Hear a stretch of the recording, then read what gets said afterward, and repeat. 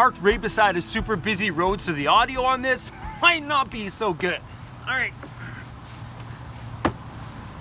Last year I made a video about the Mr. Buddy heater and the Wave 3 heater. So if you haven't watched that one, I'll try to link that one in the description. When I freshly made that video, I had only had the Olympian Wave 3 heater for like a month at that point. So now that I've had this heater for approximately about a year and had the chance to use it through winter last year, and also have had the chance to use this thing a lot in the last like 2 to 3 weeks because the weather is getting a little bit more chilly, I got some good opinions on this thing. I freaking love the Olympian Wave 3. So let's talk about heating the van in the winter. Keep in mind that no matter what you do for heating and or insulation, when your heater is turned off, your van is going to be the same temperature as it is outside when you wake up in the morning, and there's nothing you can do about that. So if you're expecting to put like 3 inches of insulation all around your van and you're expecting to run your heater and shut it off before bed, just so you know, when you get up, if it's -5 outside, your van's gonna be pretty damn close to -5 on the inside, okay? My view on insulation is it's a great idea to do it depending on the climates that you're in.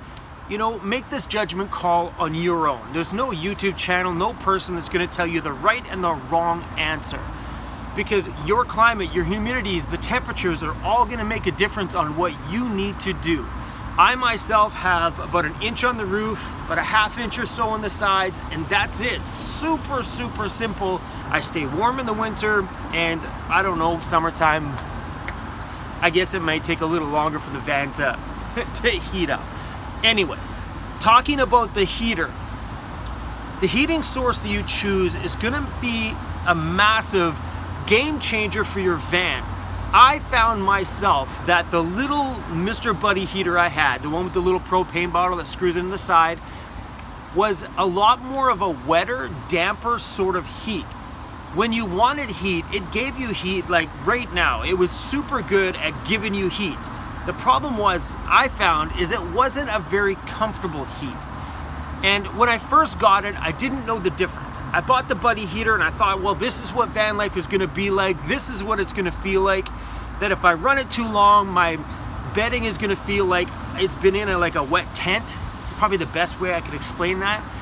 But that's what I thought. I didn't know any different until I got the Olympian Wave 3 heater. This thing is freaking awesome. And the reason why I can tell you it's awesome is because I've owned the Buddy. I know what the van feels like with that Buddy heater. It's a good heater, good bang for the buck. It'll get you going if you don't have the money. But I find that this heater not only has a way better build quality than the other one is like plastic. If you were to drop that on the ground, it would like crack and break. Build quality, not so good.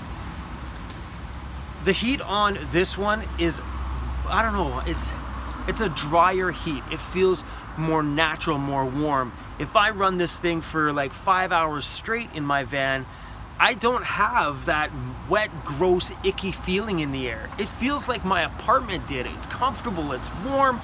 Sometimes if I let this run on low and I'll be editing a video, I forget it's even on.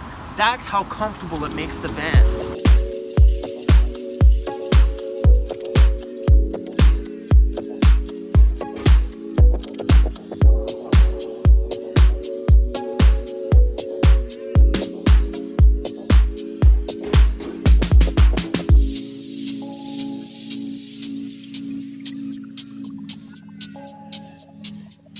I'm not here to sell you this Olympian Wave 3.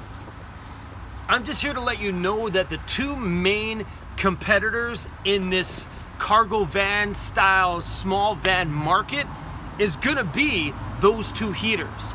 I'm just here to tell you that this one is by far superior. Full metal on the outside, where the other one was more plastic than anything. Everything is just so well built and put together. My suggestion is, if you do end up buying this heater, buy the little cover that goes over the front of it, because it'll keep all the dust, dirt, for me, dog hair, away from the heater and keep it protected. Besides, it looks a lot better in the van when it's all nicely covered up and put away.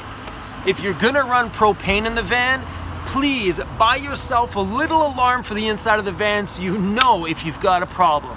Let me go show you where I put mine. Right beside my bed, I have a carbon monoxide alarm.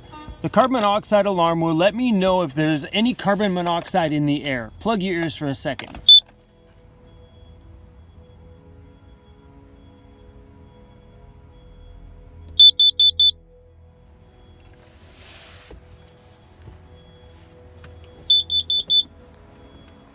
Having the carbon monoxide alarm is gonna keep you safe and definitely give you peace of mind while you're in the van.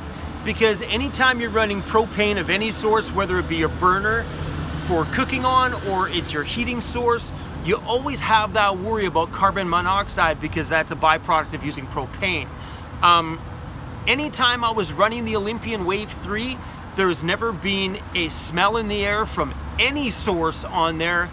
And if I compare this one to the Mr. Buddy heater, the second you turn that thing on, it smelled funny. It had a weird funk in the air, and it was a gross, the whole aspect of that Mr. Buddy was not a comfortable thing, not for me anyway. I know a lot of people use it successfully, but if you've never owned a heater like this one, then you don't know the difference. Because I've owned both, I know one stinks when you use it, one just absolutely is completely silent, no smell whatsoever. At least this nose can't pick it up anyway.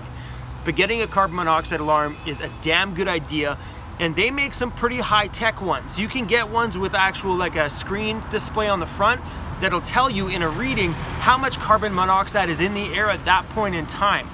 Because there's always going to be a tiny bit amount before it triggers the alarm. But it's pretty cool, and I've been thinking about upgrading to get one of those because, I don't know, having the little screen display, that little extra readout would be pretty sweet. Let me show you guys how I have my heater mounted. The hose here, this hose runs right to the back of the van where I have my propane tank, and I'll show you guys that in a second. But I have mounted this directly onto a board. And the great thing about this heater is it doesn't produce any heat backwards. Like, this whole outside frame stays ice cold while it's in use. It's pretty cool. These are meant for an RV, so they're meant to be wall mounted as long as there's clearance in front and above it. So what I did, because this is above it, is I've mounted it on a swivel. So this is just a little piece of L bracket, and this swings out, and it points to the inside of the van while the heater's in use. Having it mounted on the board the way it is just works for us in our build. When it's cold for multiple days in a row, I'll leave the heater just as it sits here. I'll keep this door shut all the time. That way I don't have to worry about fiddling with the hose and stuff too much. It'll just stay here during the colder months, and I'll enter and exit through this door. I don't know, for me, this just freaking worked. I have the propane tank hidden in the back of the van. I'm not about to pull this thing fully apart, but these are fake drawers. What I did is I didn't kind of put the drawers together fully, but that was a great little way to hide my propane tank. It's mounted here, it's strapped in there, out of the way, out of sight, and it works.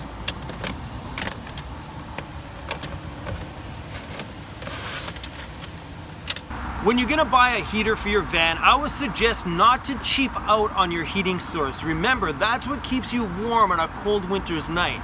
I got my dog Disco, he does the trick, but this is gonna be what controls the climate in your van, what keeps you comfortable, what keeps you feeling cozy and at warm inside the van. So when it comes to that, make the choice that you feel is right for you. This Olympian Wave 3 is not for everybody, but I think this is an ideal heater at a good price point for a cargo van my size. I think it stomps the crap out of the Buddy heater, but if you have the extra dime, the extra dough, the extra money to throw around, there are a lot of really amazing good heat sources out there, but they get expensive. We're talking $800-900 or $1,000 for like the Propex, or if you want to go with like a wood stove or stuff like that, and you got the space to build that in there. Those are great sources, so choose the one that is right for you. This one just happens to be perfect for my life. Anyway, guys, if you're getting into van life, keep it freaking simple. Don't stress. Just get the damn van, get into it. All right, guys, peace out. I'm gonna leave you with some disco because he's passed out sleeping. He's clearly not a morning person at all. All right, you guys, I'll see you soon.